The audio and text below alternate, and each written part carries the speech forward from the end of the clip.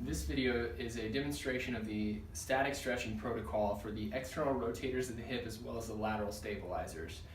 This is a tried and true position in yoga referred to as the pigeon stretch that we've modified to put onto an elevated surface to make it a little bit more accessible and a little bit more isolated to the area that we want to work on. The muscles that we're going to be stretching are along the side of the hip as well as back into the gluteal area. You want to find something, depending on your level of mobility, that's roughly the height of the bony part of your hip here. So what you want to do is put the affected leg up onto this surface, whether that's a kitchen counter, the back of the couch, whatever you have available.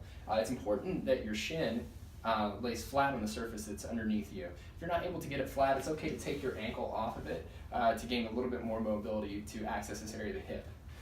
So what you want to do, this is a triplanar stretch, meaning that you're stretching in 3 distinct planes. First, you're going to be stretching from the chest over the knee. The chest is then going to go over the mid-shin, and then the chest is going to go over the ankle joint. You want to assess all 3 areas when you're stretching this because depending on your needs in particular, you may find that you need a little bit more mobility in one area as compared to the other. The thing that you want to keep in mind with this stretch is that you want to keep your back perfectly straight here, and you want to lead this stretch from the chest and the face. So I always instruct you to keep the chest and face forward during this stretch, and what you want to do first is try to lay your sternum or your chest right over the knee and assess the tension in this area.